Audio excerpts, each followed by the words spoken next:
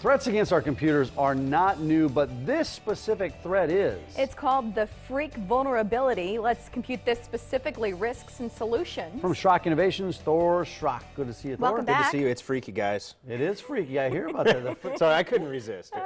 But the Schrock vulnerability, what is it? All right, so it's really technical, so I'm going to try to break it down into regular, everyday language. So all of you computer guys out there watching, we all know it's a little more complex than this, but we got to get, normal people got to understand. You're talking to Mary here, Thor.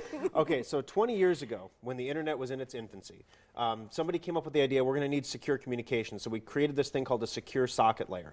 Now today, whenever you see a consumerism piece, they're saying always look for the little padlock or look for the green bar up there, not the red bar. The red bar is not safe. Right. Yeah, make sure your SSL is there. And that's what keeps your communications between your computer and your bank encrypted, or your computer and Amazon, or your computer and eBay, or your computer and a mom and pop store encrypted. Well, 20 years ago, there was a vulnerability that went undiscovered until recently. About last year, remember we did a segment on this SSL vulnerability that was discovered. Well, up until now, the other piece of that, we only thought affected Macs, and so everyone said, well, what's the big deal? It's just Mac users, Really, I mean, it didn't get a lot of attention. No offense, Mike. Right here, Mac user, it didn't get a lot of attention. And so what they found out this last week is it actually impacts everybody, every computer. And so this week what we've seen are huge numbers of updates coming out for Windows. A couple weeks ago we did a piece here on the safest browser to use. We had the statistics that were out, and actually Internet Explorer was the worst browser, and Internet Explorer is once again the worst browser for the Schrock vulnerability. I mean, it's wide open. Google Chrome and Firefox were both impacted. However, Google Chrome and Firefox have both been patched twice last week. So if you think you got your patch, you think you got your upgrade, you think you're okay, there was another one. Google Chrome got updated yesterday. So there was another one that came out that you need to get. The scariest part about this, though, is it impacts phone browsers, too. No. Yeah. I thought our phones were safe from this stuff. Well, this is a secure socket vulnerability. Your phone doesn't have a vulnerability, but the technology that the browser uses to communicate with secure websites, if you're using, for example, it's Android 2.1 or lower, which means you bought your phone in 2010, 2011. If you have an old Android smartphone, you really need to look at a new phone, because the only way you can update that browser is to get an update from your telco, from Sprint or Verizon or somebody like that. And they're not going to push out an update to an Android version that's 4 years old. They're not going to mess with it. They're going to expect you to buy a new phone. So the best thing that you can do as a consumer right now is, number one, the safest browser in that survey we talked about was Firefox, and Firefox was the least impacted by the Schrock vulnerability. So switch to Firefox. You can actually download Firefox on your phone too, and you can use Firefox on your phone, which is kind of nice. The big area this really impacts are people who make websites. So when these updates come out, we've been talking over the last few programs, if you have Windows XP, you need to get rid of it. You need to move on, because XP is no longer getting patched. This is a great example. Windows XP is not getting patched. So when all these updates, all these websites update their secure socket layer certificates, you'll find your Windows XP computer can no longer log into your bank account. It can no longer make online purchases. Literally, you're looking at the forced obsolescence now of your XP computer. So it's really time to move on. You had warned us last fall this was going to happen. Yeah, it was just a matter of time. So what can we do today, as you're talking about all of these risks? What can we do immediately to solve the problem? Here's the thing.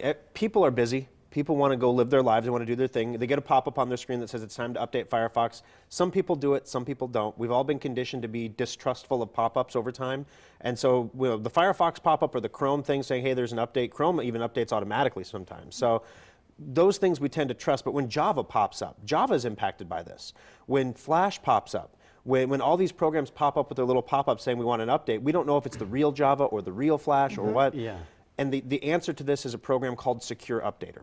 What Secure Updater does is whenever there is an update, so for example, my staff noted that there was a Google Chrome update yesterday. So this morning, within 8 hours of release, all of our Secure Updater customers had the Google Chrome update. And that update kept them safer than they would have been if they would have relied on Google's internal updater or even Firefox's internal updater or anything like that, because they can't push all the updates out at one time.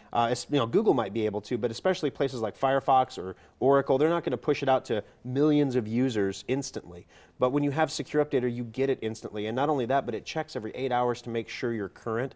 So Secure Updater is really the biggest solution for this particular problem. There's a free trial for Secure Updater, so how do our viewers go out there and download that free trial? Oh, absolutely. You can go to secureupdater.com. It's the website home of Secure Updater. No secure socket certificates required. And you download Secure Updater. When you install it on your computer, it'll work for 14 days, no charge. It doesn't ask you for a credit card number, none of those games. It works Love for that. 14 days. When it expires, you have a choice to buy it or uninstall it. And you can do either one. It's not hard to uninstall. It works really well. But it works so well, actually, that we have just signed another computer repair company in Minnesota. I mean, we get an average of 3 or 4 calls a week from computer repair companies that want to resell Secure Updater to their customers.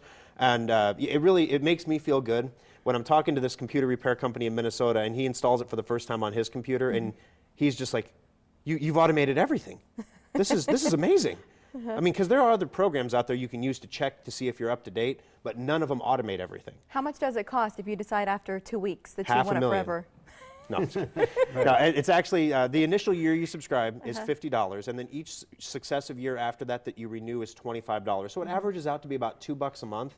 But let's say that you become a victim of identity theft, or even just credit card fraud, or worse yet, you get a virus on your computer because your Java or your Flash was out of date. Those things cost money to fix. And so $2 a month compared to the cost of having to deal with these things, it's almost like saying, why do you have liability insurance on your car? You never get in a wreck, right? The day you cancel that stuff, the day you You're in cancel trouble. it, you're going to get in a wreck. My computer is different than Mike's computer. So does Secure Updater, I mean, I guess, is there a wide range of programs that it's going to update based on your needs or what Well, you yeah, already absolutely. have installed? Right now, Secure Updater covers about 30 of the most common programs people install. It does not work on Mac at this point. We haven't coded it over to Mac. Just hasn't been that much demand for it. I suppose if I get a call from a bunch of Macintosh, Apple computer repair centers look into that it. they want it, maybe we'll look into it. But right now, the majority of the people who want this are PC users. But yeah, you install it on your computer and it automatically detects what programs you have installed and then just starts I see. updating It does the work for you, though. Yeah. As a user, I don't have to go through and click a bunch of buttons. not It's at all. intuitive. Not at all. And it uses a stoplight system. So basically, red means, hey, we're doing something, or hey, you need something. And green means everything is good. There were a couple of websites we showed you. SecureUpdater.com is where you can download Secure Updater itself. And then SchrockInnovations.com. There's 2 locations in the metro, one at Village Point, one in Papillion, and the third one in Lincoln. The original. SchrockInnovations.com. Thanks, the original, Thor. yeah. Thanks, guys. Great Thanks a to lot, see buddy. you as always.